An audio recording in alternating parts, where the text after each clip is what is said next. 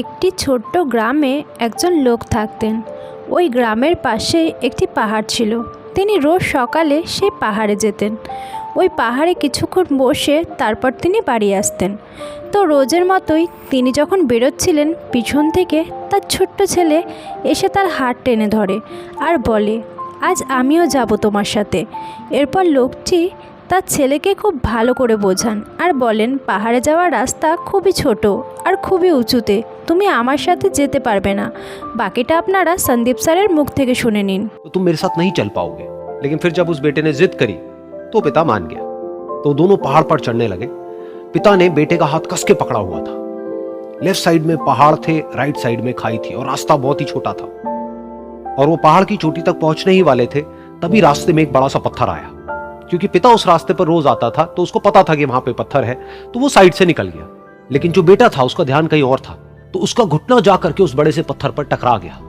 तो फिर उस बच्चे के मुंह से एक चीख निकली और जैसे ही वो चीखा, उसकी आवाज उन पहाड़ों में गूंजने लगी। इससे पहले उस बच्चे ने कभी भी अपनी आवाज की गूंज नहीं सुनी थी, तो उसे समझ नहीं आया कि क्या हो रहा है। वो अंदर से थोड़ा सा घबरा गया। उसे लगा कि शायद कहीं कोई है जो छुप करके उसको देख रहा है और उसका मजाक उड़ा रहा है। फिर उस बच्चे ने बोला, कौन हो तुम? तो जब उस बच्चे ने इस गूंज को सुना, उसे गुस्सा आ गया। उसे लगा कि कौन है ये जो मेरा मजाक उड़ाए चले जा रहा है। फिर उसने गुस्से से कहा, मैं तुम्हें छोड़ूंगा नहीं। और फिर जैसे ही उसने इस गूंज को सुना, वो घबरा गया। उसके पिता समझ गए थे कि क्या हो रहा है। उसने अपने पिता का हाथ कस के पकड़ लिया और उनसे पूछा, कौन है ये जो मुझे इतना तंग कर रहा है? कौन है ये जो मुझे इतना डरा रहा है? तो उसके पिता थोड़ा सा मुस्कुराए और उन्होंने खाई की तरफ देखा और जोर से बोला, मैं तुमसे बहुत प्यार करता हूं। ये सुनकर वो बच्चा हैरान हो गया। उसे समझ नहीं आया कि हो क्या रहा है, कि वही इंसान जो उसका मजाक उड़ा रहा है और उसको तंग कर रहा है, वो उसके पिता को बोल रहा है कि मैं तुमसे बहुत प्यार करता हूं। तो उसके पिता ने अपने बेटे को देखा और वो समझ गए कि उसके मन में क्या चल रहा है। और फिर दोबारा उन्होंने बोला, तुम बहुत अच्छे हो। और ये सुनकर उनका बेटा भी थोड़ा सा मुस्कुराया और पूछा अपने पिता से कि ये क्या हो रहा है।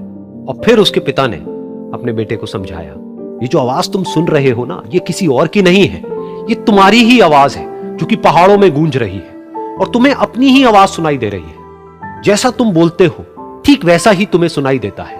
अगर तुम गुस्से से कुछ कहोगे तो पलट करके जो आवाज आएगी उसमें भी गुस्सा होगा, लेकिन अगर तुम कुछ अच्छा कहोगे तो वो आवाज भी अच्छी होगी। बिल्कुल इसी तरह से हमारी जिंदगी में भी होता है। जैसा तुम अपने मन में इस जिंदगी के बारे में सोचते हो, ये जिंदगी तुम्हारे लिए बिल्कुल वैसी ही हो जाती है। अगर तुम मन ही मन अपने आप को ये बोलते रहोगे कि मेरी जिंदगी तो बहुत ही बुरी है, तो तुम्हारी जिंदगी सच में बुरी हो जाएगी। और अगर तुम अपनी जिंदगी से प्यार करोगे तो तुम्हारी जिंदगी भी तुमसे प्यार करेगी। ये बात उस बच्चे के दिमाग में घर कर गई और फिर वो दोनों उस पहाड़ की चोटी पर गए। लेकिन बच्चे के दिमाग में यही बात घूम रही थी। और फिर वो बच्चा खिलखिला के हंसा और उसने अपने दोनों हाथ खोले और अपनी पूरी ताकत से बोला, मैं तुमसे बहुत प्यार करता हूं। এরকমই আরও মোটিভেশনাল কন্টেন্ট দেখতে চাইলে আমাদের চ্যানেলটিকে সাবস্ক্রাইব করে দেবেন। আর এই ভিডিওটি যদি ভালো লেগে থাকে তাহলে লাইক, কমেন্ট আর শেয়ার করতে ভুলবেন না।